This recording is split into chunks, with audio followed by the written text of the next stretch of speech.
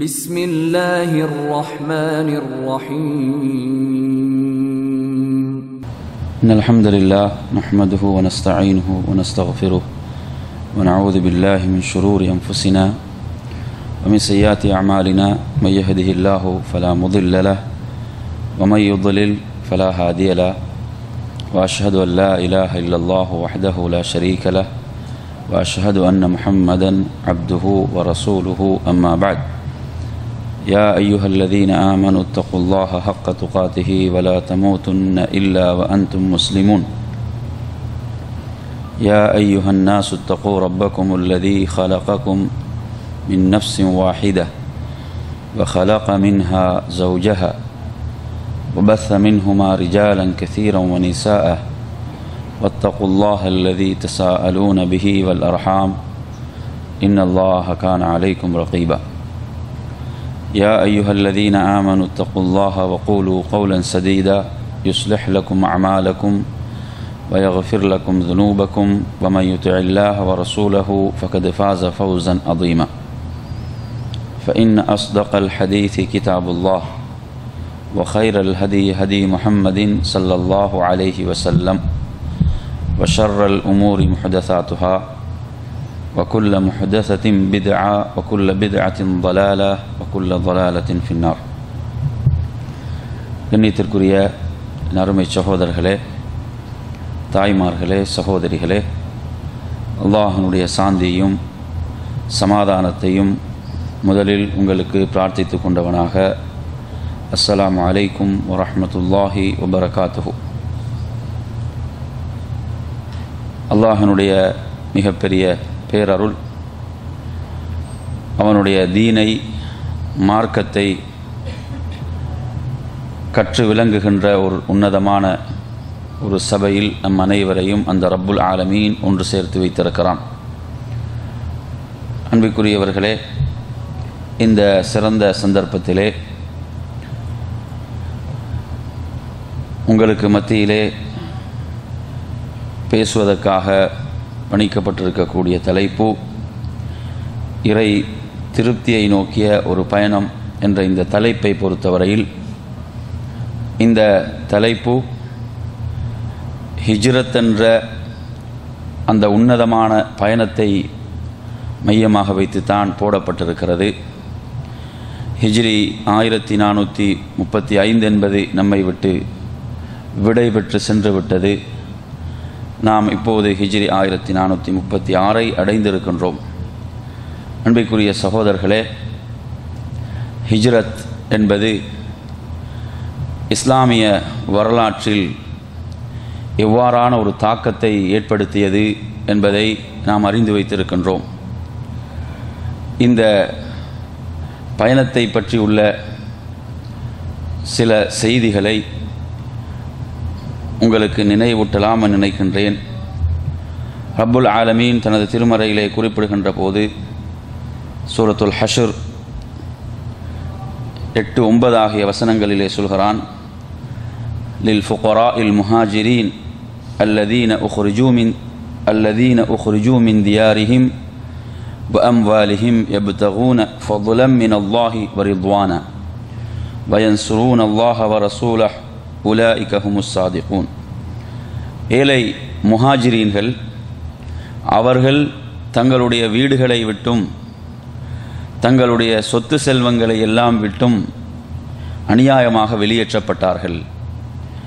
ஏழை முஹாஜிர்கள் அவர்கள் மக்காவில் வாழ்வதற்கே சிரமப்பட்டு கொண்டிருந்தார்கள். அப்படிப்பட்டவர்கள் தங்களுடைய வீடுகள் தங்களுடைய சொத்து செல்வங்களை விட்டெல்லாம் அவர்கள் அநியாயமாக வெளியேற்றப்பட்டார்கள். அல்லாஹ் சொல்கிறான், யப்தகூன ஃபضலம் மினல்லாஹி வரிضவானா.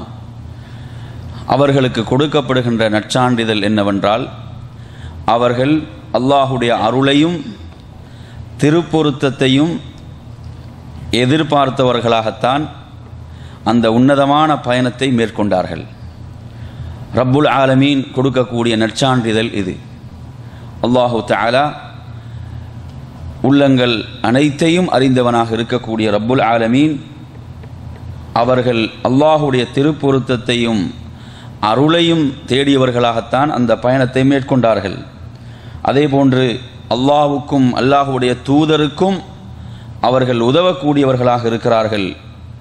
இவர்கள் தான் உண்மையாளர்கள். உலாயிக ஹுமுஸ் சாதிகூன், இவர்கள் தான் உண்மையாளர்கள் என்று ரப்புல் ஆலமீன் அவர்களுக்கு நற்சான்றிதழ் வழங்குகிறான். அதே போன்று அவர்களை வரவேற்றவர்கள், அவர்கள் அதற்கு முன்னரே என்ன செய்தார்கள்? அவர்களுக்காக வீடுகளை தயார்படுத்தி வைத்தார்கள். அவர்கள் ஈமானை ஏற்றுக்கொண்டு இஹ்லாஸானவர்களாக இருந்தார்கள். அதே போன்று யுஹிப்பூன மன் ஹாஜர இலைஹிம், அவர்கள் பக்கம் எவர்களெல்லாம் ஹிஜ்ரத் செய்து வந்தார்களோ அவர்களை நேசித்தார்கள் என்று அல்லாஹ் சொல்கிறான். அவர்களில் எவரும் அதை சுமையாக எடுக்கவில்லை. அல்லாஹ் சொல்கிறான், அந்த மக்களை மதீனா வாசிகள், அந்த அன்சாரிகள், அந்த முஹாஜிர்களை நேசித்தார்கள். அது மாத்திரமல்லாமல் அவர்கள் தங்களுடைய அனைத்தையும் அவர்களுக்காக அர்ப்பணித்தார்கள். எந்த அளவுக்கு என்று சொன்னால், தம்முடைய தேவைகளை அவர்கள் பிற்படுத்தி அவர்களுடைய தேவைகளுக்கு முன்னுரிமை கொடுத்தவர்களாக செயல்பட்டார்கள் என்று அல்லாஹு தஆலா அந்த இரு சாராரையும் போற்றுகிறான். அன்பிற்குரிய சகோதரர்களே, இந்த இஸ்லாமிய மார்க்கத்தில் முஸ்லிம், மூமின் என்ற பெயரை தாண்டி முஹாஜிர், அன்சார் என்ற பட்டம் வழங்கப்படுகின்ற ஒரு இபாதத் இருக்குமாக இருந்தால் அது ஹிஜ்ரத் தான். என் அருமையான சகோதரர்களே, வேறு எந்த ஒரு இபாதத்துக்கும் இப்படியான பட்டங்கள் வழங்கப்படவில்லை. ஹஜ்ஜுக்கு செல்லக்கூடிய ஒருவர், ஹஜ்ஜை நிறைவேற்றிய ஒருவரை நாம் ஹாஜி என்று அழைக்கக்கூடாது என்று ஏன் சொல்கிறோம் என்றால், அப்படி அழைப்பதென்பது அவருக்குள் முஹஸ்துதியை ஏற்படுத்தும்.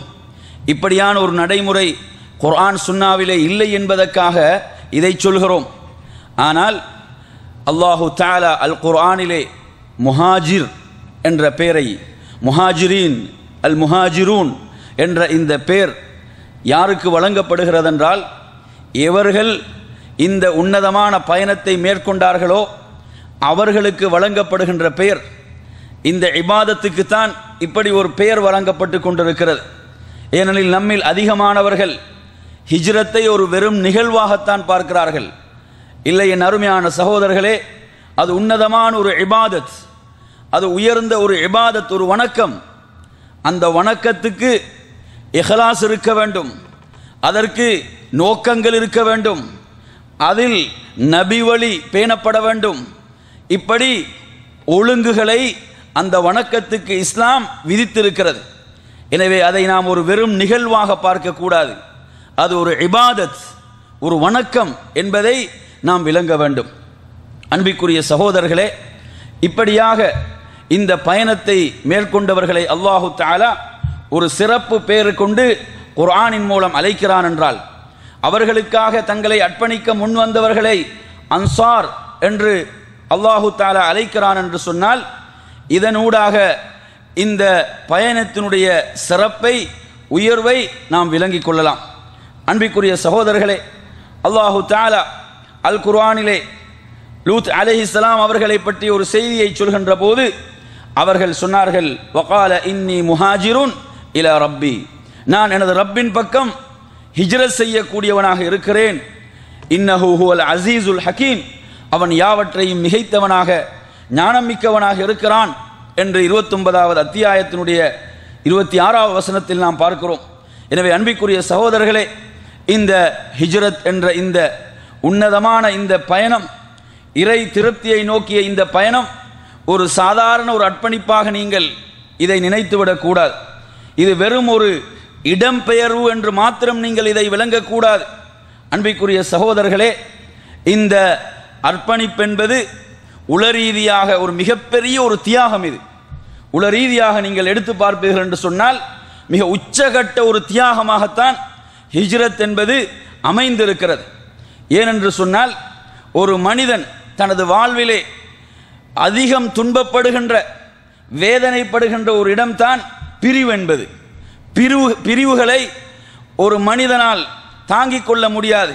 அவன் தனது குடும்பத்தை பிரிகிறான், தனது மனைவி பிள்ளைகளை பிரிகிறான், தனது உறவுகளை பிரிகிறான், தனது ஊரை பிரிகிறான். இந்த பிரிவென்பது உண்மையில் இது எவ்வளவு வேதனை என்பது நாம் அறிந்து வைத்திருக்கிறோம்.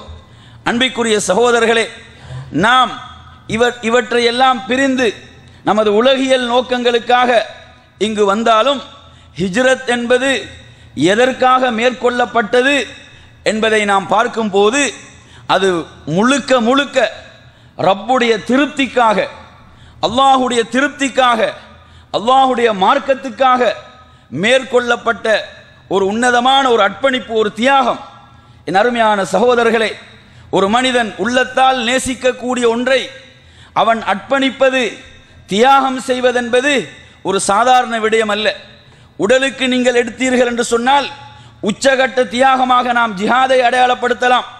ஆனால் உள்ளத்துக்குரிய ஒரு உச்சகட்ட தியாகமாக நாம் இந்த ஹிஜ்ரத்தை அடையாளப்படுத்த முடியும். ஏனென்று சொன்னால் அந்த அளவு ஒரு மனிதன் நேசிக்கக்கூடிய, விரும்பக்கூடிய அனைத்தையும் அவன் விட்டு பிரிகின்றான். ரப்புடைய கட்டளைக்காக, அல்லாஹுடைய கட்டளைக்காக, அல்லாஹுடைய மார்க்கத்துக்காக, அல்லாஹுடைய தீனுக்காக அந்த அர்ப்பணிப்பை அவன் செய்கிறான்.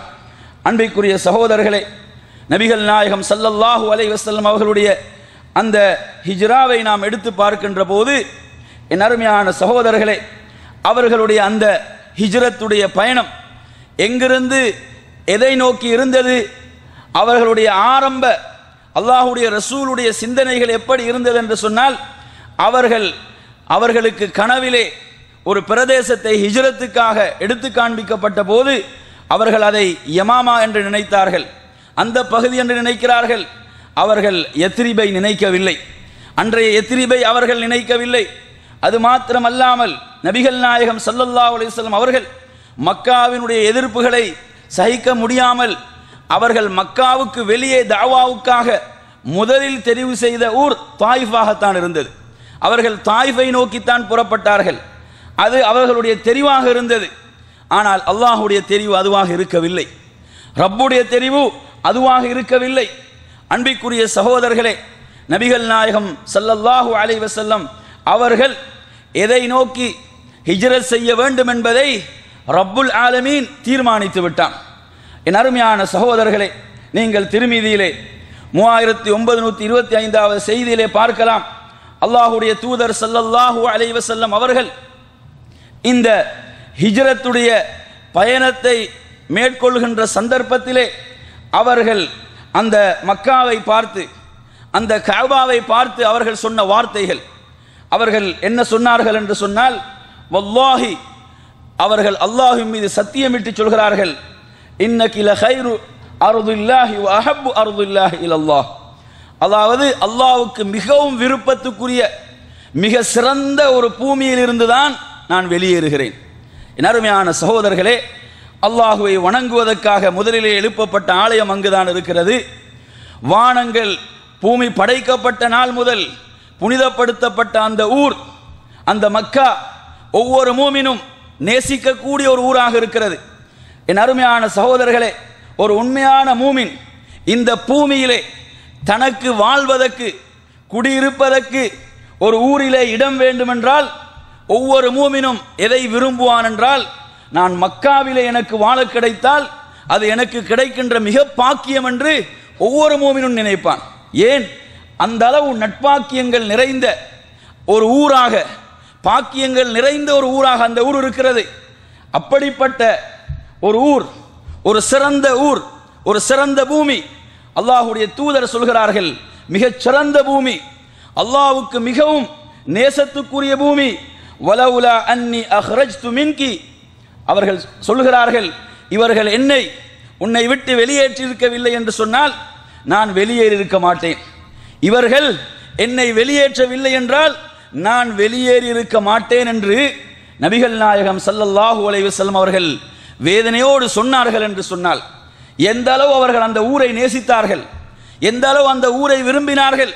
என் அருமையான சகோதரர்களே, ஹிஜ்ரத் என்பது நமக்கு தர வேண்டிய உன்னதமான அந்த செய்தி படிப்பினை என்னவென்றால், ஒரு மனிதன் எதை மிக நேசிக்கிறானோ, எதை மிக விரும்புகிறானோ அதை தனது ரப்புக்காக அவன் அர்ப்பணிக்க முன்வர வேண்டும். எதை அவன் அதிகம் நேசிக்கிறானோ, அதிகம் விரும்புகிறானோ, அந்த விருப்பத்தை விட ரப்புடைய விருப்பம் உயர்ந்ததாக இருக்க வேண்டும். இப்படி ஒவ்வொரு மூமினும் தனது வாழ்விலே சோதிக்கப்படுவான். அவனுடைய ஈமான் பரிசோதனைக்கு உட்படுத்தப்படும். அன்பிற்குரிய சகோதரர்களே, இப்படியாக இந்த ஹிஜ்ரத்துடைய பயணம் என்பது, அதாவது பல அர்ப்பணிப்புகள் தியாகங்களுக்கு மத்தியிலே அவர்கள் அந்த மக்காவை பிரிய முடியாமல் பிரிந்தார்கள்.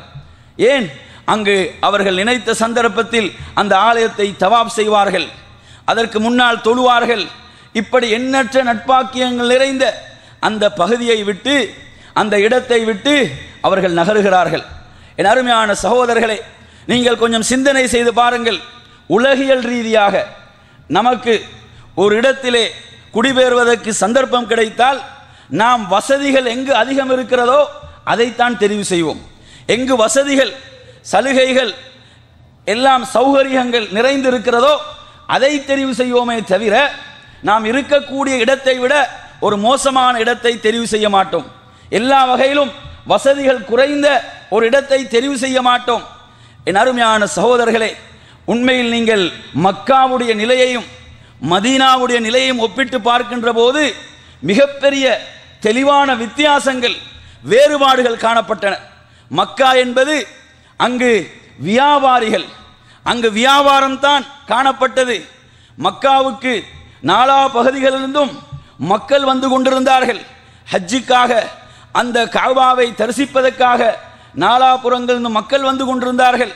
மக்காவாசிகளை பொறுத்தவரையில் அவர்களுடைய, அதாவது தொழிலாக, அவர்களுடைய அடிப்படை, அதாவது வருமானமாக வியாபாரம், வணிகம் தான் இருந்து கொண்டிருந்தது.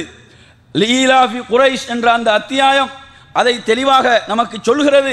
என் அருமையான சகோதரர்களே, இப்படி வியாபாரம் செய்தவர்கள், ஒரு நகரத்திலே, ஒரு சிட்டியிலே வாழ்ந்தவர்கள் எதை நோக்கி நகர்கிறார்கள் என்று சொன்னால், ஒரு கிராமத்தை நோக்கி நகர்கிறார்கள், ஒரு விவசாய பூமியை நோக்கி நகர்கிறார்கள். மதீனா என்பது இவர்கள் எந்த வகையிலும் இவர்களுக்கு அதாவது ஏற்புடையதாக காணப்படவில்லை. அங்கு காணப்பட்ட, அதாவது எல்லா நிலைகளும், அங்கு காணப்பட்ட காலநிலைகளை எடுத்துக்கொண்டாலும் ஏனைய விடயங்களை எடுத்துக்கொண்டாலும் அனைத்தும் இவர்களை ஏற்றுக்கொள்ளக்கூடிய விதத்திலே இருக்கவில்லை என்பதை இந்த ஹதீஸை நீங்கள் புகாரியிலே 1889 செய்தியாக பார்க்கலாம். ஆயிஷா ரலியல்லாஹு அன்ஹா அவர்கள் ரிவாயத்தை செய்கிறார்கள்.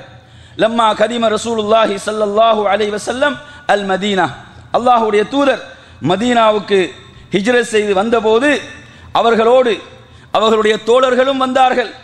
அந்த நேரத்திலே நபி தோழர்கள் அதிகம் நோய்வாய்ப்பட்டார்கள். அதிகமான நோய்கள், அந்த நோய்களுக்கு உட்பட்டு கொண்டிருந்தார்கள். எந்த அளவுக்கு என்று சொன்னால், அபூபக்கர் ரலியல்லாஹு அன்ஹு அவர்கள் அந்த காய்ச்சல், அதனுடைய வேதனையிலே அவர்கள் எப்படியான கவிதைகளை பாடுவார்கள் என்று சொன்னால், அவர்கள் சொல்வார்கள், நாம் ஒவ்வொரு காலை பொழுதையும் மவுத், மரணம் என்பது நமது செருப்பு வாருக்கு எப்படி நெருக்கமாக இருக்கிறதோ அந்த நிலையில்தான் நாம் காலை பொழுதை அடைகிறோம். செருப்பு வார் எந்த அளவு நெருக்கமாக இருக்கிறதோ அதுபோன்று மவுத்தின் பக்கம் மிக நெருங்கியவர்களாகத்தான் ஒவ்வொரு காலை பொழுதையும் நாம் அடைந்து கொண்டிருக்கிறோம்.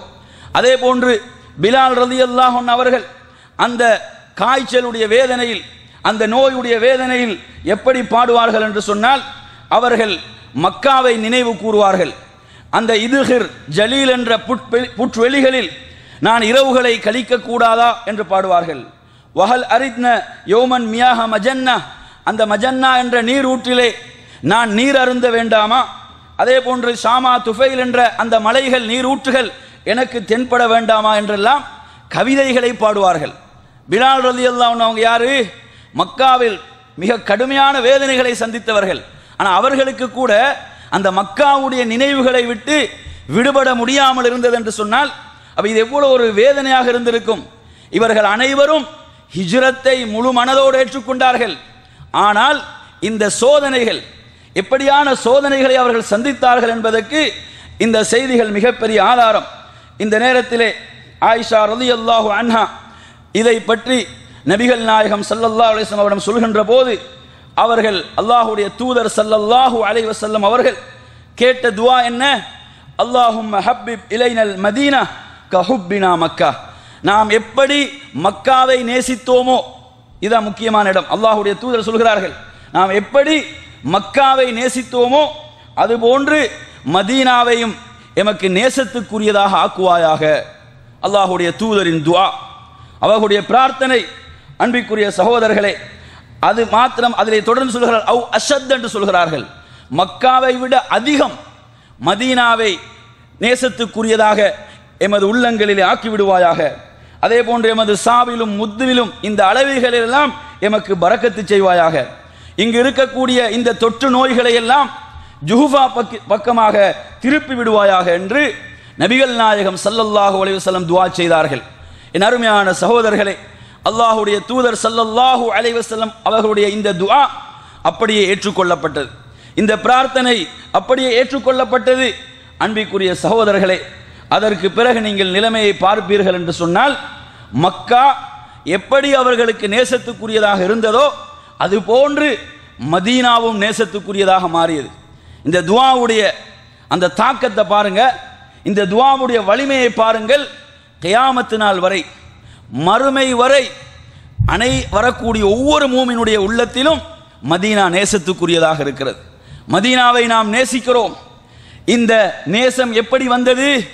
நபிகள் நாயகம் ஸல்லல்லாஹு அலைஹி வஸல்லம் உடைய துஆ, பிரார்த்தனை, இந்த மதீனாவை நேசத்துக்குரியதாக ஆக்கிவிடு, மூமின்களுடைய உள்ளங்களில் இதை நேசத்துக்குரியதாக ஆக்கிவிடு என்ற அந்த துஆ, அன்பிற்குரிய சகோதரர்களே, நமது உள்ளங்களில் எல்லாம் அந்த மதீனா நேசத்துக்குரியதாக மாறி இருக்கிறது என்று சொன்னால், இது அல்லாஹ்வுடைய தூதர் ஸல்லல்லாஹு அலைஹி வஸல்லம் அவர்களுடைய துஆ, பிரார்த்தனை. அன்பிற்குரிய சகோதரர்களே, எந்த அளவுக்கு மதீனா நேசத்துக்குரியதாக மாறியதென்றால், புகாரிலே வருகின்ற இந்த செய்தியை பாருங்கள். 1890வது செய்தியாக வருகிறது. உமர் ரலியல்லாஹு அன்ஹு அவர்கள் அதிகமாக கேட்ட ஒரு துஆ, அவர்களுடைய வாழ்நாளில் அவர்கள் அதிகமாக கேட்ட ஒரு துஆவாக இது இருக்கிறது. அல்லாஹும்ம அர்ஸுக்னி ஷஹாதத்தன் ஃபீ சபீலிக் வஜ்அல் மௌத்தி ஃபீ பலதி ரசூலிக் என்று அவர்கள் பிரார்த்தித்தார்கள். யா அல்லாஹ், உனது வழியில் நான் ஷஹாதத் என்ற அந்த வீர மரணத்தை பெற்றுக்கொள்ள வேண்டும். அந்த ஷஹாதத் என்ற வீர மரணம் எனக்கு கிடைக்க வேண்டும். வஜ்அல் மௌத்தி, அந்த வீர மரணம் என்பது உனது தூதருடைய ஊரில் தான் நிகழ வேண்டும். உனது தூதருடைய ஊரில் தான் அந்த வீர மரணம் நிகழ வேண்டும். அப்ப எந்த அளவுக்கு மதீனா நேசத்துக்குரியதாக மாறியது என்று பாருங்கள். அவர்கள் ஜிஹாத் என்ற அந்த உயரிய வழியில் ஷஹீதாக வேண்டும் என்றும் விரும்புகிறார்கள். அந்த ஷஹாதத் என்பது மதீனாவில் தான் கிடைக்க வேண்டும் என்றும் விரும்புகிறார்கள். அந்த அளவுக்கு அல்லாஹ்வுடைய தூதரின் மீது உள்ள நேசம் அந்த ஊரை அவர்களை நேசிக்க வைத்தது. என் அருமையான சகோதரர்களே, அந்த ஊரை நேசிக்க வைத்தது. என் அருமையான சகோதரர்களே, அதே போன்று நீங்கள் அவர்களுடைய வாழ்நாளை எடுத்து பார்ப்பீர்கள் என்று சொன்னால், ஒரு நாள் ஃபஜ்ருடைய தொழுகையில் தான் அவர்கள் குத்தப்படுகிறார்கள். அவர்கள் குத்தப்பட்டு அதனூடாக ஷஹீதாகின்றார்கள் என்ற செய்தியை நாம் பார்க்கிறோம். அன்பிற்குரிய சகோதரர்களே, இந்த மதீனா எந்த அளவு நேசத்துக்குரியதாக மாறியது என்று சொன்னால், புகாரியுடைய 4420வது செய்தியிலே நீங்கள் பார்க்கலாம். தபூக்குடைய போர்க்களத்தை முடித்து நபிகள் நாயகம் ஸல்லல்லாஹு அலைஹி வஸல்லம் அவர்கள் திரும்பிக் கொண்டிருக்கிறார்கள். அந்த நேரத்திலே அவர்கள் அந்த மதீனாவினுடைய அந்த மலைகள் எல்லாம் அவர்களுக்கு தென்பட ஆரம்பிக்கின்ற போது அல்லாஹ்வுடைய தூதர் சொன்னார்கள், ஹாதிஹி தாபா என்று சொன்னார்கள். இது மனமானது, இது தூய்மையானது என்று அல்லாஹ்வுடைய தூதர் மதீனாவுக்கு ஒரு பெயரை சூட்டினார்கள். ஹாதிஹி தாபா என்று சொன்னார்கள். என் அருமையான சகோதரர்களே, வஹாதா உஹத் என்று சொன்னார்கள். இதோ தெரிகிறதே, இதுதான் உஹதுடைய மலை. யுஹிப்புனா வ நுஹிப்பு என்று சொன்னார்கள். அந்த உஹத் எம்மை நேசிக்கிறது, நாம் உஹதை நேசிக்கிறோம். என் அருமையான சகோதரர்களே, கொஞ்சம் சிந்தனை செய்து பாருங்கள். நாம் எங்கு இருக்கிறோம்? நாம் அல்லாஹ்வுடைய தூதர் ஸல்லல்லாஹு அலைஹி வஸல்லம் அவர்களை பின்பற்றுகிறோம். அவர்கள்தான் எமது வழிகாட்டி, அவர்கள்தான் எமது தலைவர் என்று சொல்கிறோம். அவர்கள் எமக்காக தங்களுடைய வாழ்க்கையை அர்ப்பணித்தார்கள். என் அருமையான சகோதரர்களே, அந்த தூதரை நாம் எந்த அளவுக்கு நேசிக்கிறோம்? உஹது மலை அல்லாஹ்வுடைய தூதரை நேசிக்கிறது. உஹத் மலை அல்லாஹ்வுடைய தூதரை நேசித்தது. என் அருமையான சகோதரர்களே, நமது உள்ளங்களில் உண்மையான நேசம் இருக்கிறதா? கொஞ்சம் சிந்தனை செய்து பாருங்கள். நாம் உஹது மலையை விட நாம் தரக்குறைவாக ஆகிவிட்டோமா? என் அருமையானவர்களே, அல்லாஹ்வுடைய தூதர் ஸல்லல்லாஹு அலைஹி வஸல்லம் அவர்கள் மதீனாவுடைய அந்த மலைகளையும் நேசித்தார்கள் என்பதை பார்க்கிறோம். அதே போன்று அனஸ் ரலியல்லாஹு அவர்களுடைய ஒரு ரிவாயத்தை நீங்கள் புகாரியிலே பார்க்கலாம். அந்த ரிவாயத்திலே அவர்கள் சொல்கிறார்கள், நாம் ஒரு பயணத்திலிருந்து திரும்புவோம் என்று சொன்னால், நபிகள் நாயகம் ஸல்லல்லாஹு அலைஹி வஸல்லம் அவர்கள் அந்த மதீனாவுடைய அந்த எல்லைகளை, அந்த ஊரை அவர்கள் காண ஆரம்பிக்கின்ற போது தனது வாகனத்தை மிக வேகமாக செலுத்துவார்கள். ஏன்? மதீனாவை அவசரமாக சென்றடைய வேண்டும் என்பதற்காக. அந்த அளவு நபிகள் நாயகம் ஸல்லல்லாஹு அலைஹி வஸல்லம் அவர்கள் அந்த ஊரை நேசித்தார்கள். எனவே அன்பிற்குரிய சகோதரர்களே, இந்த செய்திகள் எல்லாம் நமக்கு எதை சொல்லித் தருகிறது என்று சொன்னால், அல்லாஹு தஆலா அதற்கு பிறகு அவர்களுடைய தியாகத்துக்கு பரிசாக, அவர்களுடைய அர்ப்பணிப்புக்கு பரிசாக அல்லாஹு தஆலா மதீனாவை நேசத்துக்குரிய ஊராக மாற்றினான் என்பதை பார்க்கிறோம். என் அருமையான சகோதரர்களே, இப்படியாக அர்ப்பணிப்புகள், தியாகங்களுக்கு மத்தியிலே மேற்கொள்ளப்பட்ட அந்த ஹிஜ்ரத், இந்த ஹிஜ்ரத்துடைய அழைப்பை எவர்களெல்லாம் ஏற்றுக்கொண்டார்கள் என்று பாருங்கள். என் அருமையான சகோதரர்களே, இன்று போன்று சொகுசான பயணங்கள், சொகுசான வாகனங்கள் என்று கிடையாது. அங்கு குளிரென்றால் குளிர், அங்கு கடும் சூடென்றால் சூடு. அவற்றுக்கு மத்தியில் தான் அவர்கள் ஒட்டகங்களிலே பயணிக்க வேண்டும். என் அருமையான சகோதரர்களே, புகாரியிலே இடம்பெறுகின்ற செய்தியிலே நீங்கள் பார்க்கலாம். பரா இப்னு ஆசிப் ரலியல்லாஹு அன்ஹு அவர்கள் ரிவாயத் செய்கின்ற செய்தியிலே, அவ்வலு மன் கதிம அலைனா முஸ்அப் இப்னு உமைர் வ இப்னு உம்மி மக்தூம் ரலியல்லாஹு அன்ஹுமா அவர்கள் சொல்கிறார்கள், பரா இப்னு ஆசிப் ரலியல்லாஹு அன்ஹு சொல்கிறார்கள், முதலாவதாக மதீனாவை வந்து அடைந்தவர்கள், ஹிஜ்ரத்தை செய்து மதீனாவை வந்து அடைந்தவர்கள் யார் தெரியுமா? முஸ்அப் இப்னு உமைர் ரலியல்லாஹு அன்ஹு அவர்களும் அப்துல்லாஹ் இப்னு உம்மி மக்தூம் ரலியல்லாஹு அன்ஹு. யார் இந்த அப்துல்லாஹ் இப்னு உம்மி மக்தூம் ரலியல்லாஹு அன்ஹு அவர்கள்? கண்கள் தெரியாத ஒரு அந்தகர் இல்லையா? அல்லாஹ்வுடைய தூதர் ஸல்லல்லாஹு அலைஹி வஸல்லம் அவர்களிடம் மதீனாவிலே வாழுகின்ற போது ஜமாஅத்து தொழுகையை பள்ளிக்கு வராமல் அதை வீட்டிலே தொழுவதற்காக அவகாசம் கேட்டு வந்த நபித்தோழர், நியாயமான காரணங்களுக்காக. ஆனால் இவருடைய ஹிஜ்ரத் சுமார் 400 கிலோமீட்டருக்கு மேலாக ஒரு கரடுமுரடான ஒரு பாதையிலே பல நாட்கள் ஹிஜ்ரத் செய்து அவர் வந்திருக்கிறார் என்று சொன்னால், கண்கள் தெரியாத ஒரு தோழர் அல்லாஹ்வுடைய இந்த அழைப்பை ஏற்றிருப்பார் என்று சொன்னால் கொஞ்சம் சிந்தனை செய்து பாருங்கள். என் அருமையான சகோதரர்களே, ஏன் இந்த தியாகங்கள் மேற்கொள்ளப்பட்டன? அல்லாஹ்வுடைய திருப்பொருத்தத்துக்காக, அந்த ரப்புடைய திருப்திக்காக, இந்த தீனை நிலைநாட்டுவதற்காக அவர்கள் ரப்புடைய அழைப்பை ஏற்றுக்கொண்டார்கள் என்பதை பார்க்கிறோம். கொஞ்சம் நினைத்து பாருங்கள் என் அருமையான சகோதரர்களே, சொகுசான வாகனங்களில் கூட நமக்கு இன்று உம்ராவுக்கு சென்று வருவதென்றால் எவ்வளவு சிரமமாக இருக்கிறது. அந்த கண்கள் தெரியாத நபித்தோழர் சுமார் 7-8 நாட்களுக்கும் அதிகமாக இரவு பகலாக அவர் பயணித்திருப்பாரே, எவ்வளவு கஷ்டங்கள், எவ்வளவு சோதனைகள், எவ்வளவு வேதனைகளுக்கு மத்தியில் அவர் பயணித்திருப்பார். என் அருமையான சகோதரர்களே, அதே போன்று அஸ்மா ரலியல்லாஹு அன்ஹா அவர்களை பற்றிய செய்தியிலே பார்க்கிறோம். அவர்கள் ஒரு கர்ப்பிணியாக ஹிஜ்ரத்துடைய பயணத்தை மேற்கொண்டார்கள். ஒரு கர்ப்பிணி, அதாவது சுமார் 400க்கும் மேற்பட்ட கிலோமீட்டர்கள், அந்த அளவு ஒரு தொலைவை ஒரு கர்ப்பிணி கரடுமுரடான அந்த பாதையிலே பயணம் மேற்கொண்டு வருகிறாள் என்று சொன்னால் எதற்காக? அன்பிற்குரிய சகோதரர்களே, அல்லாஹ்வுடைய திருப்தி, அல்லாஹ்வுடைய திருப்பொருத்தம். இப்படி அர்ப்பணிப்புகளுக்கு மத்தியிலே மேற்கொள்ளப்பட்ட ஒரு பயணம் தான் இந்த ஹிஜ்ரத். அல்லாஹ்வுடைய அழைப்பை ஏற்றுக்கொண்டார்கள், அல்லாஹ்வுடைய ரசூலுடைய அழைப்பை ஏற்றுக்கொண்டார்கள்.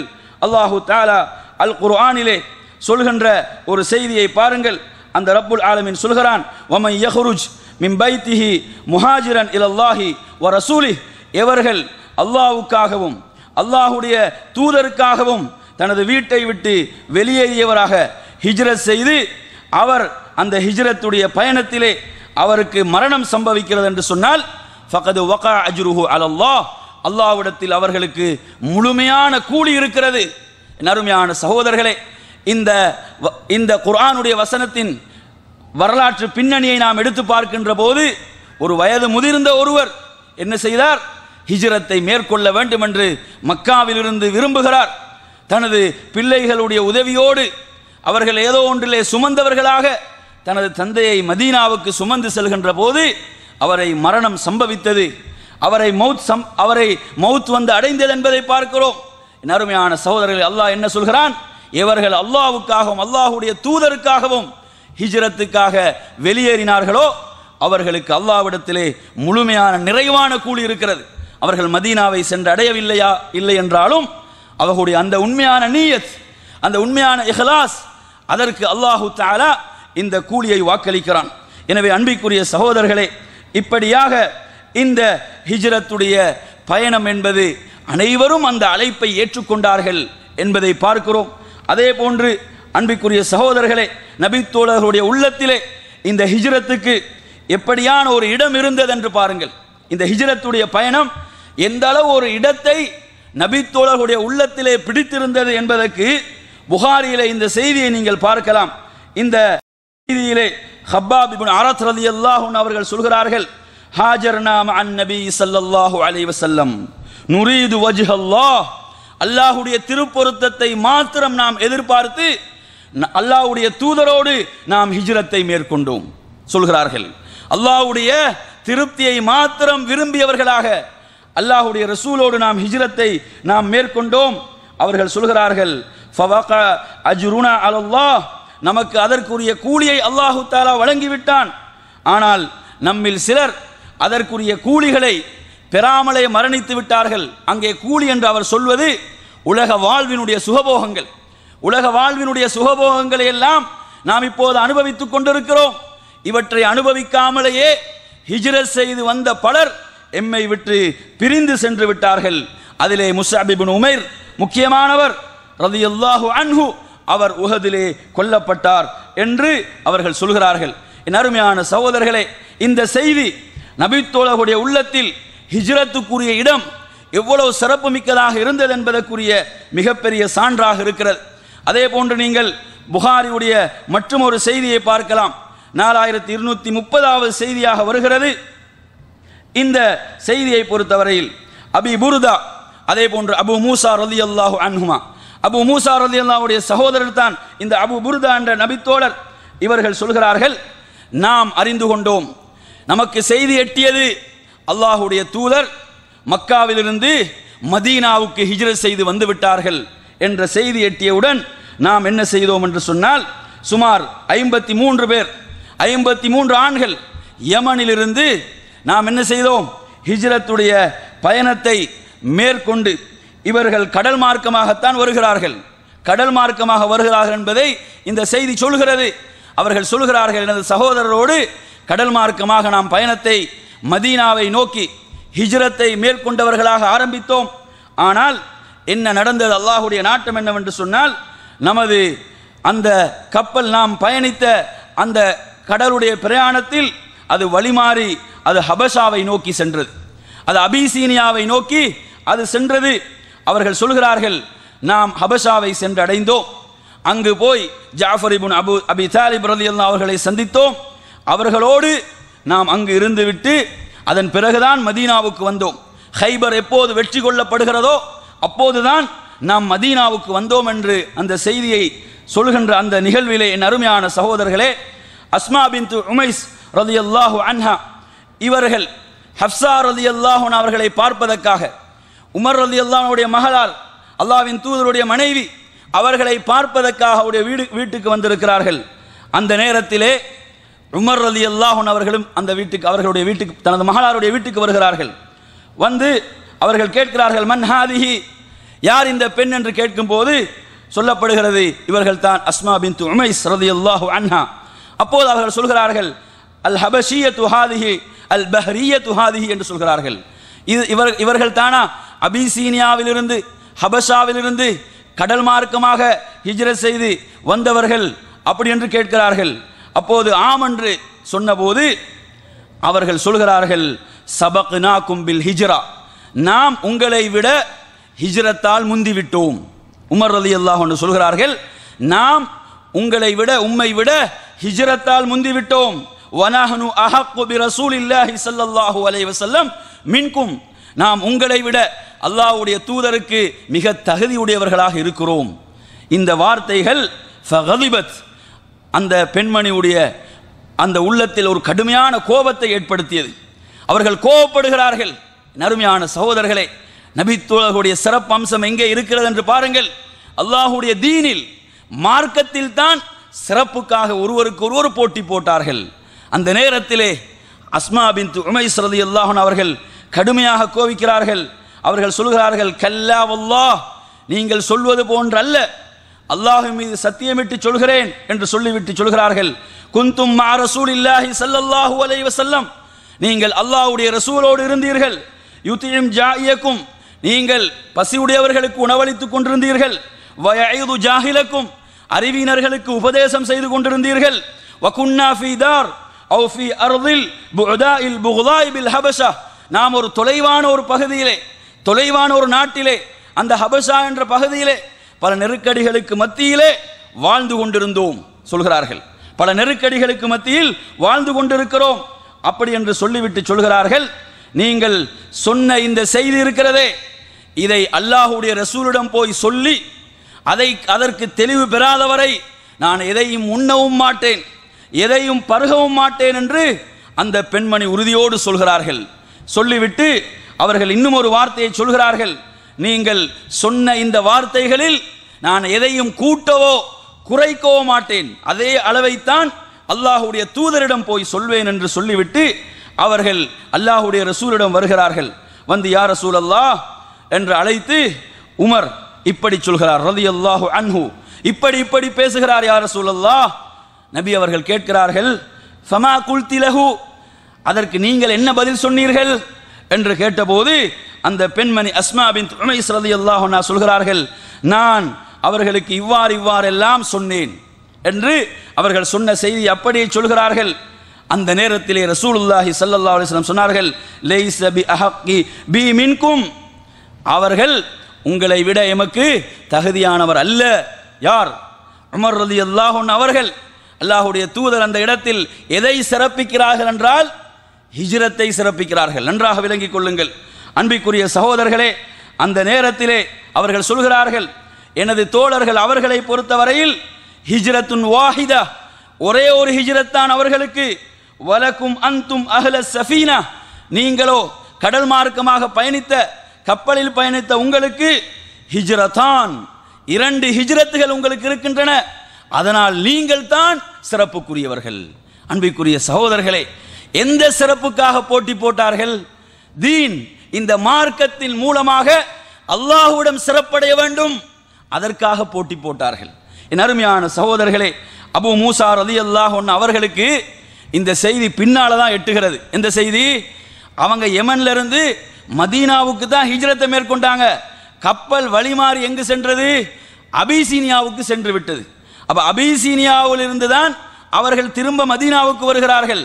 அப்ப இப்படி ஒரு செய்தியை அஸ்மா பின்த் உமைஸ் ரலியல்லாஹு அன்ஹா அவர்கள் அல்லாஹ்வுடைய தூதரிடம் கேட்டு வைத்திருக்கிறார்கள் என்று அறிந்தவுடன் அபூ மூசா ரலியல்லாஹு அன்ஹு அவர்கள் தனது தோழரோடு வருகிறார்கள், தனது சகோதரோடு வருகிறார்கள்.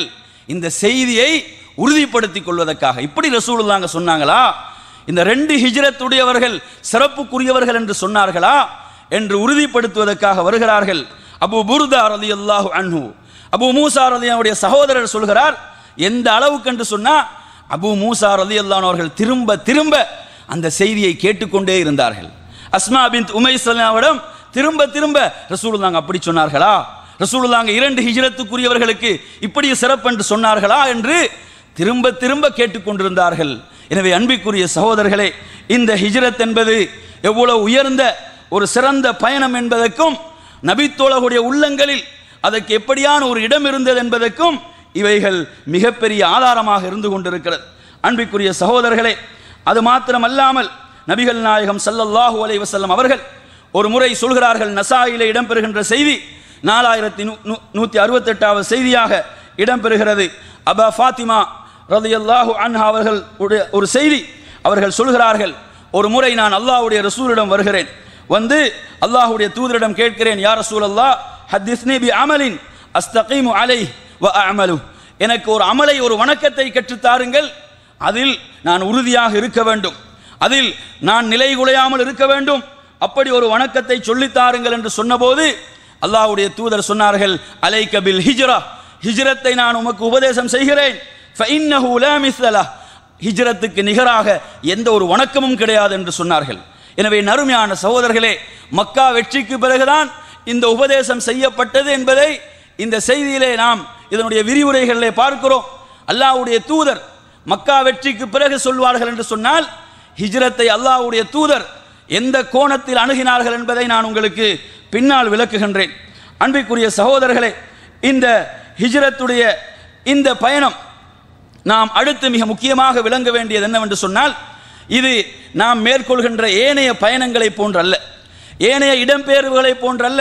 உதாரணமாக வைத்துக் கொள்வோம், நாம் ஒரு இடத்திலே இருந்து, நாம் எந்த இடத்திலே எந்த ஊரிலே நாம் சிறுபிராயத்திலிருந்து வளர்ந்து வந்தோமோ அந்த ஊரை விட்டு நாம் வேறொரு ஊருக்கு பயணிக்கிறோம் என்று வைத்துக் கொள்ளுங்கள். நாம் வேறொரு ஊருக்கு பயணித்து அங்கு போய் அங்கு நாம் வாழுகிறோம். நாம் விரும்பிய நேரத்தில் நமது ஊருக்கு வரலாம், விரும்பிய நேரத்தில் நமது ஊருக்கு என்ன செய்யலாம், திரும்பி வரலாம். என் அருமையான சகோதரர்களே, ஹிஜ்ரத் என்பது அப்படி அல்ல. நன்றாக விளங்கிக் கொள்ளுங்கள். நபிகள் நாயகம் ஸல்லல்லாஹு அலைஹி வஸல்லம் அவர்கள் மக்காவை எவ்வளவு நேசித்தார்கள் என்பதை நாம் அறிகிறோம். நபி தோழர்கள் மக்காவை எவ்வளவு நேசித்தார்கள் என்பதை நாம் அறிகிறோம். ஆனால் ரசூலுல்லாஹி ஸல்லல்லாஹு அலைஹி வஸல்லம் அவர்கள் மதீனாவுக்கு சென்றதன் பிறகு தனது சொந்த தேவைகளுக்காக மக்காவுக்கு வரவில்லை, சொந்த தேவைகளுக்காக மக்காவுக்கு வரவில்லை.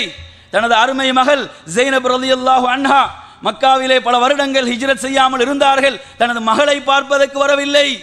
அன்பிற்குரிய சகோதரர்களே, அல்லாஹ்வுடைய தூதர் மதீனாவிலிருந்து மக்காவுக்கு வந்த பயணங்கள் எல்லாம், ஒன்று அந்த மக்காவுக்கு அவர்கள் படையெடுத்து வந்தார்கள், அடுத்த பயணங்கள் எல்லாம் உம்ராவுக்காக மேற்கொள்ளப்பட்ட பயணங்கள். உம்ராவுக்காகத்தான் அந்த பயணங்கள் மேற்கொள்ளப்பட்டன. வேறு எதற்காகவும் அல்லாஹ்வுடைய தூதர் அந்த மக்காவுக்கு வரவில்லை. எவ்வளவு நேசித்த ஒரு ஊர் என் அருமையான சகோதரர்களே. அல்லாஹ்வுடைய தூதர் நேசித்தார்கள் அந்த ஊரை, நபி தோழர்கள் அந்த ஊரை நேசித்தார்கள். ஆனால் ஹிஜ்ரத்துக்கு பிறகு அவர்கள் அங்கு வரவில்லை.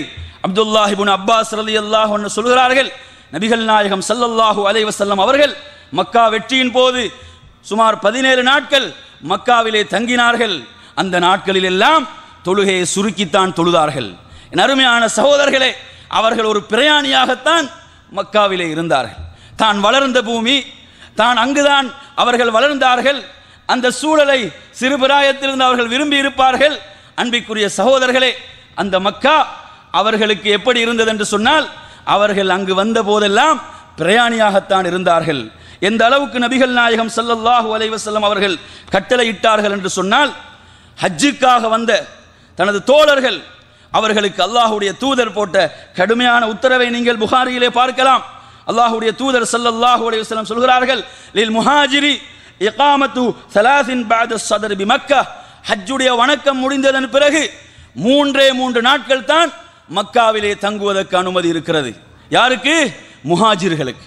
எவர்கள் மக்காவை துறந்து மதீனாவுக்கு சென்றார்களோ அவர்களுக்கு மக்கா எவ்வளவு நேசத்துக்குரியதாக இருந்தாலும் அவர்கள் ஹஜ்ஜுடைய வணக்கத்துக்கு பிறகு 3 நாட்கள் தான் மக்காவிலே தங்க முடியும். என் அருமையான சகோதரர்களே, இது ஒரு சாதாரண தியாகம் நினைக்கிறீங்களா? இது எப்படிப்பட்ட அர்ப்பணிப்பு! தன்னுடைய சிறு பிராயத்திலிருந்து வளர்ந்து வந்த வாழ்ந்த ஒரு பூமி, வாழ்ந்த ஒரு ஊர், அந்த ஊருக்கு வர முடியாது. வந்து விட்டாலும் நோக்கங்கள் நிறைவேறியவுடன் திரும்பிவிட வேண்டும் என்று நாம் பார்க்கிறோம். என் அருமையான சகோதரர்களே, அதே போன்று நீங்கள் பார்க்கலாம், சஅத் இப்னு அபி வக்காஸ் ரலியல்லாஹு அன்ஹு நிகழ்வு புகாரியிலே இடம்பெறுகின்ற செய்தி.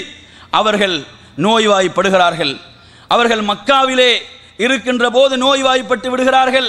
என் அருமையான சகோதரர்களே, அல்லாஹ்வுடைய தூதருடைய அந்த இறுதி ஹஜ், அந்த நேரத்திலே நபிகள் நாயகம் ஸல்லல்லாஹு அலைஹி வஸல்லம் அவர்களை நோய் விசாரிப்பதற்கு வருகிறார்கள்.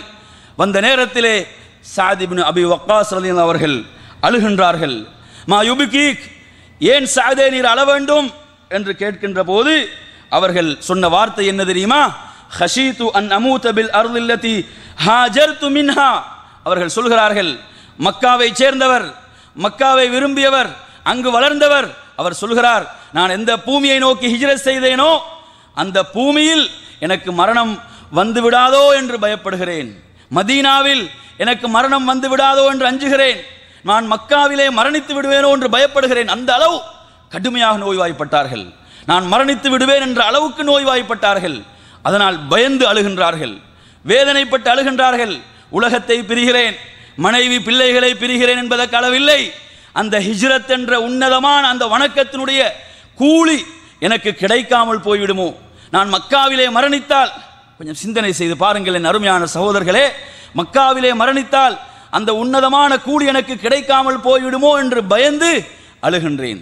சஅத் இப்னு ஹவுலா ரலியல்லாஹு அன்ஹு அவர்கள் மக்காவிலே மரணித்து விட்டார்கள். அல்லாஹ்வுடைய தூதர் அவர்களுக்காக கைசேதப்பட்டார்கள். ஹிஜ்ரத் செய்து சென்ற ஒருவர் மக்காவிலே மரணித்து விடுகிறார்கள். அவருக்கு ஹிஜ்ரத்துடைய நன்மைகள் கிடைக்காமல் போய்விடுமோ என்று அல்லாஹ்வுடைய தூதர் ஸல்லல்லாஹு அலைஹி வஸல்லம் கவலைப்பட்டார்கள். அருமையான சகோதரர்களை, மௌத் என்பதெல்லாம் ஒருவருடைய விருப்பத்துக்கு ஏற்ப வருவது அல்ல, அது அல்லாஹ்வுடைய நாட்டம். ஆனாலும் அவர்கள் பயந்தார்கள், நாம் எந்த பூமியை நோக்கி ஹிஜ்ரத் செய்தோமோ அங்குதான் நாம் மரணிக்க வேண்டும், அதுதான் நமக்கு ஹிஜ்ரத்துடைய அந்த முழுமையான கூலியை பெற்று தரும். அந்த நேரத்திலே ரசூலுல்லாஹி ஸல்லல்லாஹு அலைஹி வஸல்லம் அவர்கள் அல்லாஹும்ம அஷ்ஃபி சஅதா, யா அல்லாஹ் நீ சஅதுக்கு குணத்தை கொடுப்பாயாக, சஅதுக்கு குணத்தை கொடுப்பாயாக என்று அல்லாஹ்வுடைய தூதர் 3 முறை துஆ செய்தார்கள் என்பதை பார்க்கிறோம். எனவே அன்பிற்குரிய சகோதரர்களே, இப்படியாக அவர்கள் நேசித்த விரும்பிய ஒரு ஊராக இருந்தாலும் ஹிஜ்ரத் செய்து சென்று விட்டால் மறுபடியும் அங்கு வந்து குடியிருக்க முடியாது. இதுதான் ஹிஜ்ரத், இதுதான் ஹிஜ்ரத். அல்லாஹ்வுக்காக எதை துறந்தோமோ அது துறந்ததுதான், அது துறக்கப்பட வேண்டியதுதான், அதை நாம் மீள பெறக்கூடாது என்பதை இந்த ஹிஜ்ரத் நமக்கு உணர்த்துகிறது. அன்பிற்குரிய சகோதரர்களே, இப்படிப்பட்ட உன்னதமான படிப்பினைகளை கொண்ட உள்ளடக்கிய ஒரு வணக்கமாக இருக்கிறது. அடுத்து நாம் விளங்க வேண்டிய முக்கியமான ஒரு இடம் இருக்கிறது. அருமையான சகோதரர்களே, இந்த நேரத்தில் நமது உள்ளங்கள் எல்லாம் எதை விரும்பும்? நமது உள்ளங்கள் எதை விரும்பும் என்றால் நபிகள் நாயகம் ஸல்லல்லாஹு அலைஹி வஸல்லம், அந்த உன்னதமான தோழர்கள், அந்த சிறந்த நூற்றாண்டில் நாமும் இருந்திருக்க வேண்டுமே, அல்லாஹ்வுடைய தூதரை ஏற்றவர்களாக அவர்களோடு நாமும் வாழ்ந்திருக்க வேண்டுமே என்று ஒவ்வொரு மூமினுடைய உள்ளமும் விரும்புகிறது. ஏன்? அது அவ்வளவு உயர்ந்த ஒரு இடமாக அது இருக்கிறது. என் அருமையான சகோதரர்களே, இந்த நேரத்திலே நாம் விளங்க வேண்டிய முக்கியமான ஒரு பகுதி என்னவென்று சொன்னால், இந்த ஹிஜ்ரத் என்பது ரசூலுல்லாஹி ஸல்லல்லாஹு அலைஹி வஸல்லம் அவர்கள் அதை வரைவிலக்கணப்படுத்துகிறார்கள். அந்த இடத்துக்கு செல்வதற்கு முன்னால் மற்றும் ஒரு செய்தியை உங்களுக்கு நினைவுபடுத்திக் கொள்ள ஆசைப்படுகிறேன். நீங்கள் மக்காவுடைய வெற்றிக்கு பிறகு ஹுனைனை நீங்கள் எடுத்துக்கொள்ளுங்கள். ஹுனைனுடைய போர்க்களம், இந்த ஹுனைன், இந்த போர்க்களத்திலே அல்லாஹ்வுடைய தூதருக்கும் நபித்தோழர்களுக்கும் வெற்றி கிடைக்கிறது. அந்த வெற்றி கிடைத்ததன் பிறகு நபிகள் நாயகம் ஸல்லல்லாஹு அலைஹி வஸல்லம் அவர்கள் அதில் கிடைத்த அந்த கனீமத்துகள், மிக ஏராளமான கனீமத்துகள் கிடைத்தன. அந்த கனீமத்துகளை எல்லாம் அல்லாஹ்வுடைய தூதர் பங்கு வைக்க ஆரம்பிக்கிறார்கள். அந்த நேரத்திலே நபிகள் நாயகம் ஸல்லல்லாஹு அலைஹி வஸல்லம் அவர்கள் மக்கா வெற்றியின் போது இஸ்லாத்துக்குள் நுழைந்த அந்த மக்கா வாசிகள் அவர்களுக்கு அள்ளி அள்ளி கனீமத்தை கொடுக்கின்றார்கள். 100 ஒட்டகங்கள், 200 ஒட்டகங்கள், 100 ஆடுகள், 200 ஆடுகள், இப்படி கனீமத்தை நபிகள் நாயகம் ஸல்லல்லாஹு அலைஹி வஸல்லம் அவர்கள் அள்ளி அள்ளி கொடுத்து கொண்டிருக்கிறார்கள். இந்த நேரத்திலே அன்சாரிகளுடைய உள்ளத்தில் ஒரு சிறிய ஒரு சலனம் ஏற்படுகிறது. என்ன சலனம் என்றால், நபிகள் நாயகம் ஸல்லல்லாஹு அலைஹி வஸல்லம் அவர்கள் எம்மை மறந்து விட்டார்களோ, மக்காவாசிகளுக்கு முக்கியத்துவம் கொடுக்க ஆரம்பித்து விட்டார்களோ என்ற ஒரு சந்தேகம் எழுந்தது. இதை பற்றி அவர்கள் பேச ஆரம்பித்தார்கள். இதை பற்றி பேச ஆரம்பித்தவுடன் நபிகள் நாயகம் ஸல்லல்லாஹு அலைஹி வஸல்லம் அவர்களுக்கு இந்த செய்தி எட்டுகிறது. அந்த நேரத்திலே யா மஅஷரல் அன்சார், அன்சாரிகளை அழைக்கிறார்கள். அழைத்து மா ஹதீசுன் பலகனி அன்கும், உங்களை பற்றி இப்படி ஒரு செய்தி எனக்கு கிடைத்ததே, இது உண்மையா என்று கேட்கிறார்கள்.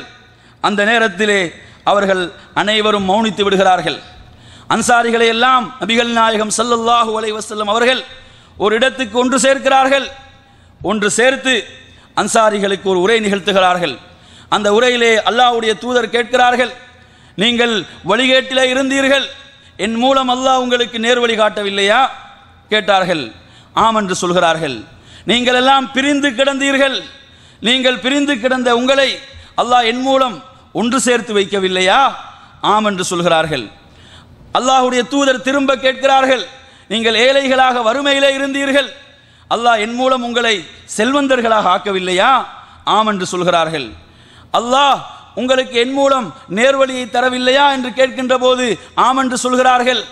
நீங்கள் ஒரு இழிவான நிலையிலே இருந்தபோது என் மூலம் அல்லாஹ் உங்களுக்கு கண்ணியத்தை தந்தானே, ஆம் என்று சொல்கிறார்கள்.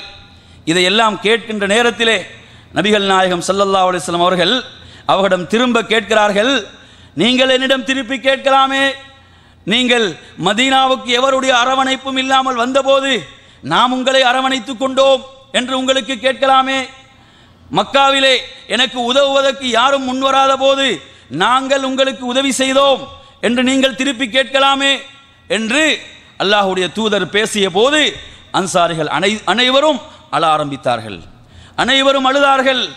அன்பிற்குரிய சகோதரர்களே, அந்த நேரத்திலே நபிகள் நாயகம் ஸல்லல்லாஹு அலைஹி வஸல்லம் அவர்கள் சொன்ன வார்த்தைகள் என்ன தெரியுமா? யா மஅஷரல் அன்சார், அன்சாரிகளை என்று அழைத்தார்கள்.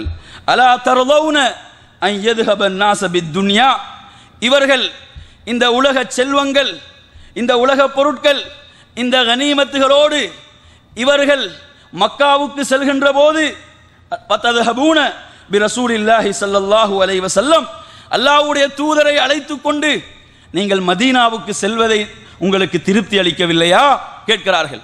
இவர்கள் எல்லாம் இந்த செல்வங்களை எடுத்துக்கொண்டு மக்காவுக்கு சென்று விடுவார்கள். அல்லாஹ்வுடைய தூதர் அவர்களோடு மக்காவுக்கு செல்ல மாட்டார்.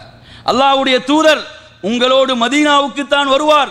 இது உங்களுக்கு திருப்தி அளிக்கவில்லையா என்று கேட்டபோது அவர்கள் அழுகின்றார்கள்.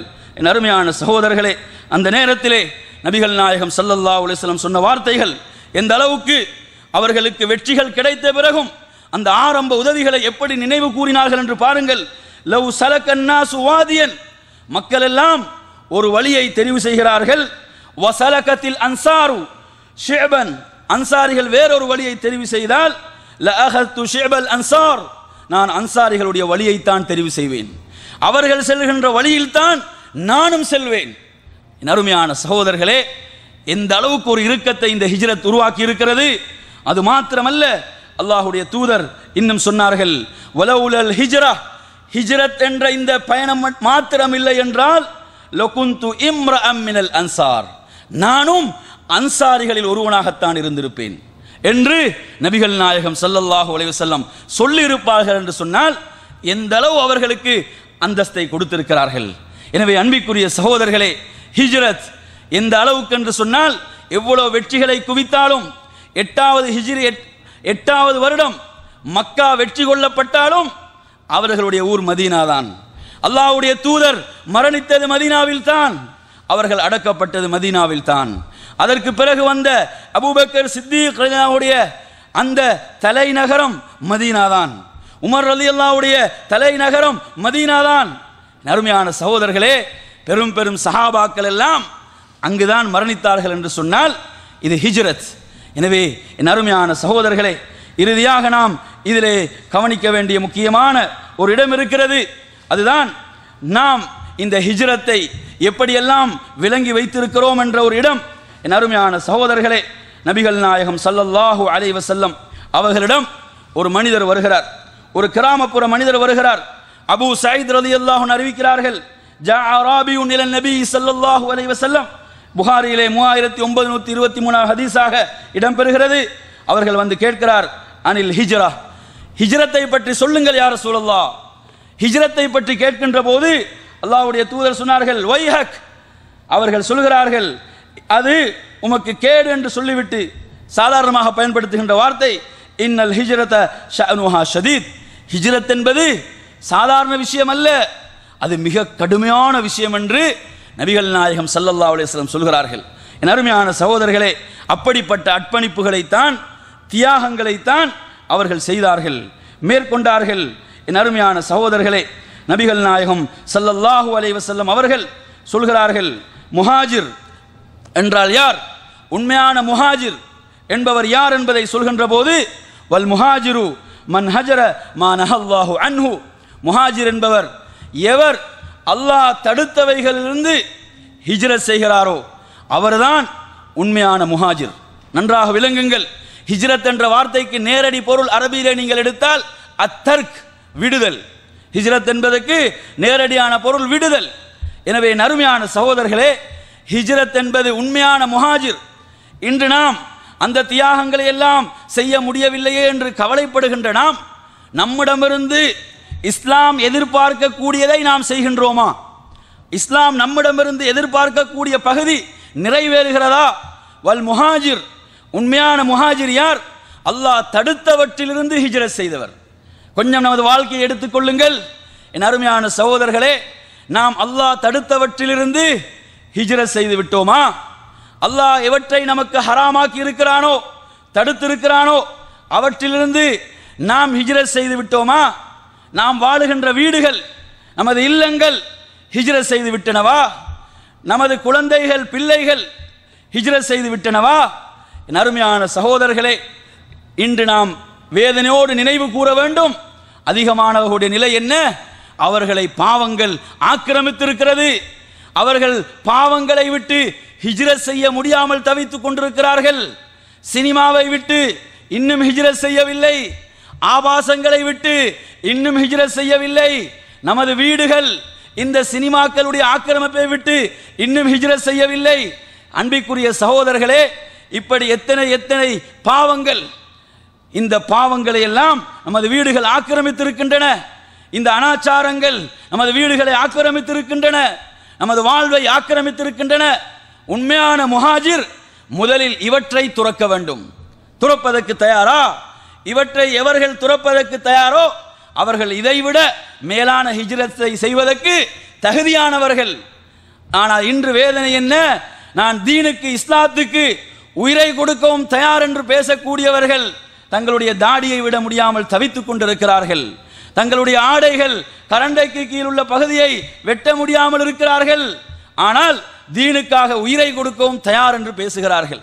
அன்பிற்குரிய சகோதரர்களே, அல்லாஹ்வுடைய தூதரை உண்மையாக நேசிப்பவர்கள், அல்லாஹ்வுடைய தூதர் சொன்னார்கள், உங்களுடைய மீசையை கத்தரித்துக் கொள்ளுங்கள், தாடிகளை அப்படியே விடுங்கள், யூதர்களுக்கும் மஜூசிகளுக்கும் மாறு செய்யுங்கள் என்று சொன்னார்கள். இதிலே நாம் ஹிஜ்ரத் செய்து விட்டோமா? எங்கே ஹிஜ்ரத் செய்திருக்கிறோம்? நேர் மாற்றமா, தலைகீழ உல்டாவா ஹிஜ்ரத் நடந்திருக்கு. எப்படி? நன்மையிலிருந்து பாவத்தை நோக்கி ஹிஜ்ரத். எப்படி ஹிஜ்ரத்? நன்மையிலிருந்து பாவத்தை நோக்கி ஹிஜ்ரத் தான் இப்ப நடந்திருக்கிறது. பாவத்திலிருந்து நன்மையின் பக்கம் வர வேண்டிய ஹிஜ்ரத் நமது வாழ்வில் இன்னும் நடக்கவில்லை. பல இடங்களில், பல சந்தர்ப்பங்களில் பல பாவங்களை விட முடியாமல் தவித்துக் கொண்டிருக்கிறோம். என் அருமையான சகோதரர்களே, இஸ்லாம் போட்ட வரம்புகள், வரையறைகள் எவ்வாறு பேணுகின்றோம்? தொழுகைகள், இந்த தொழுகை என்ற வணக்கம் உரிய முறையிலே நமது வாழ்விலே பேணப்படுகிறதா? வேதனை என்ன? நன்மையிலிருந்து தீமையை நோக்கி ஹிஜ்ரத் நடந்திருக்கிறது. பாவங்களில் இருந்து இந்த நன்மையிலிருந்து பாவங்களை நோக்கி ஹிஜ்ரத் நடந்திருக்கிறது. இதுதான் நமது வாழ்விலே இருக்கிறது. அன்பிற்குரிய சகோதரர்களே, எனவே உண்மையான முஹாஜிர் அல்லாஹ் தடுத்தவற்றிலிருந்து விலகி கொள்ள வேண்டும். அல்லாஹ் எவற்றை தடுத்திருக்கிறானோ, ஹராமாக்கி இருக்கிறானோ அவற்றிலிருந்து நான் முழுமையாக விலக வேண்டும். நான் தனிமையிலே இருக்கலாம், சமூகத்தோடு இருக்கலாம், ஊரில் இருக்கலாம், ஊருக்கு வெளியே இருக்கலாம், எங்கிருந்தாலும் அல்லாஹ் தடுத்தவைகள், அல்லாஹ் ஹராமாக்கியவைகள் அவற்றின் பக்கம் நெருங்கக்கூடாது. அவற்றிலிருந்து நான் முழுமையாக ஹிஜ்ரத் செய்ய வேண்டும். இன்று நிலை என்ன? 2 நாளைக்கு ஹிஜ்ரத் நடக்கும், 3வது நாள் திரும்பிடுவார். இன்று எப்படி நடக்குது? 2 நாள் தான் ஹிஜ்ரத், 3வது நாள் திரும்ப என்ன செஞ்சிடுவாரு? அந்த பாவத்துக்கு மீண்டு விடுவார். ஹிஜ்ரத் என்னது? 2 நாள் கூட தாங்குதில்லை, 1 நாள் தாங்குதில்லை, 1 வாரம் தாங்குதில்லை. புதிய ஒரு சினிமா ரிலீஸ் ஆகிச்சண்டா மறுபடியும் என்னது? ஹிஜ்ரத் திரும்பிவிடும். அருமையான சகோதரர்களே, ஹிஜ்ரத் என்றால் முழுமையாக நாம் என்ன செய்ய வேண்டும்? பாவங்களிலிருந்து ஹிஜ்ரத் செய்ய வேண்டும். நமது வீடுகள், நமது குழந்தைகள், நமது பிள்ளைகள் அனைத்தும் இவ்வாறு ஹிஜ்ரத்தை மேற்கொள்ள வேண்டும். அன்பிற்குரிய சகோதரர்களே, இறுதியாக ஒரே ஒரு ஹதீஸை மாத்திரம் உங்களுக்கு நினைவு கூறி விடைபெறலாம் நினைக்கின்றேன். முஸ்லிமுடைய ஹதீஸ், நபிகள் நாயகம் ஸல்லல்லாஹு அலைஹி வஸல்லம் சொன்னார்கள், அல் இபாதத்து ஃபில் ஹர்ஜ் க ஹிஜ்ரத்தின் இலை என்று சொன்னார்கள். குழப்பங்கள் நிறைந்த காலங்களில், நன்றாக ஹதீஸை விளங்குங்கள், குழப்பங்கள் நிறைந்த காலங்களில் எவர்கள் இபாதத்தில், வணக்க வழிபாடுகளில் ஈடுபடுவார்களோ அவர்கள் என் பக்கம் ஹிஜ்ரத் செய்து வருபவர்களை போன்று. நபி அவர்கள் சொன்ன ஒரு செய்தி, எவ்வளவு பெரிய பாக்கியம் என்று பாருங்கள். என் பக்கம் ஹிஜ்ரத் செய்து வருபவர்களை போன்று யார்? குழப்பமான காலங்களில், குழப்பங்கள் நிறைந்த, ஃபித்னாக்கள் நிறைந்த காலங்களில் இபாதத்தில் உறுதியாக இருக்கிறாரோ, இபாதத்திலே நிலை குலையாமல் இருக்கிறாரோ, தொழுகையை உறுதியோடு தொடர்ச்சியாக அதிலே கடைபிடித்து வருகின்றாரோ, மற்ற மற்ற வணக்கங்கள், அல் குர்ஆனோடு உள்ள தொடர்புகள், சுன்னத்தான நஃபிலான வணக்கங்கள், இப்படி இந்த வணக்கங்களில் எல்லாம் எவர்கள் உறுதியோடு இருப்பார்களோ, குழப்பங்கள் நிறைந்த காலம், நாம் வாழுகின்ற இந்த காலம் குழப்பங்கள் நிறைந்த காலத்தில் தான் வாழ்ந்து கொண்டிருக்கிறோம். அருமையான சகோதரர்களை, ஈமானை பாதுகாத்துக் கொள்வது என்பது, அதற்கு நமது வீடு கூட பாதுகாப்பானதாக இல்லை. நமது ஈமானை பாதுகாத்துக் கொள்வதற்கு நமது வீடு நமக்கு பாதுகாப்பானதாக இல்லை. அப்படிப்பட்ட ஒரு நிலையிலே, குழப்பத்திலே வாழ்ந்து கொண்டிருக்கின்றோம். தனிமை என்பது பாவங்களின் பக்கம் தூண்டப்படுவதற்குரிய எல்லா வாயில்களும் திறக்கப்பட்ட ஒரு காலத்திலே வாழுகிறோம். தனிமை என்பது எல்லா பாவங்களின் பக்கமும் நம்மை தூண்டுகின்ற ஒரு குழப்பமான காலங்களிலே வாழுகின்றோம். என் அருமையான சகோதரர்களே, ஏதாவது ஒரு நன்மையை நல்லதை பார்ப்பதற்கு சென்றாலும் அதிலே எத்தனையோ ஆபாசங்கள் அங்கே கலந்து வருவதை எல்லாம் பார்க்கிறோம். இப்படி குழப்பங்கள் நிறைந்த இந்த காலத்தில் எவர்கள் இபாதத்திலே இஸ்திகாமத்தாக உறுதியாக இருப்பார்களோ அவர்கள் என் பக்கம் ஹிஜ்ரத் செய்து வருபவர்கள் என்று நபிகள் நாயகம் ஸல்லல்லாஹு அலைஹி வஸல்லம் அவர்கள் ஒரு நன்மாராயத்தை தந்திருக்கிறார்கள் என்று சொன்னால், அன்பிற்குரிய சகோதரர்களே, இந்த ஃபிதன் குழப்பங்கள் நிறைந்த காலத்தில் நாம் இந்த எவ்வளவு உறுதியாக இருப்போமோ அது நமக்கு மகத்தான கூலிகளை பெற்று தரக்கூடியதாக இருக்கிறது. எனவே நறுமையான சகோதரர்களே, இந்த உன்னதமான தீனுல் இஸ்லாம் பல அர்ப்பணிப்புகள் தியாகங்களுக்கு மத்தியில் நம்மை வந்து அடைந்திருக்கிறது என்று சொன்னால், நாம் இதற்காக செய்த அர்ப்பணிப்புகள் என்ன, தியாகங்கள் என்ன என்பதை ஒரு கணம் சிந்தித்து பார்ப்போம் என்று கூறி நிறைவு செய்கின்றேன். அல்லாஹ் உங்கள் அனைவர்களுக்கும் அருள் செய்ய போதுமானவன். வஆகிரு தஅவானா அல்ஹம்துலில்லாஹி ரப்பில் ஆலமீன். வஸ்ஸலாமு அலைக்கும் வரஹ்மத்துல்லாஹி வபரகாத்துஹு.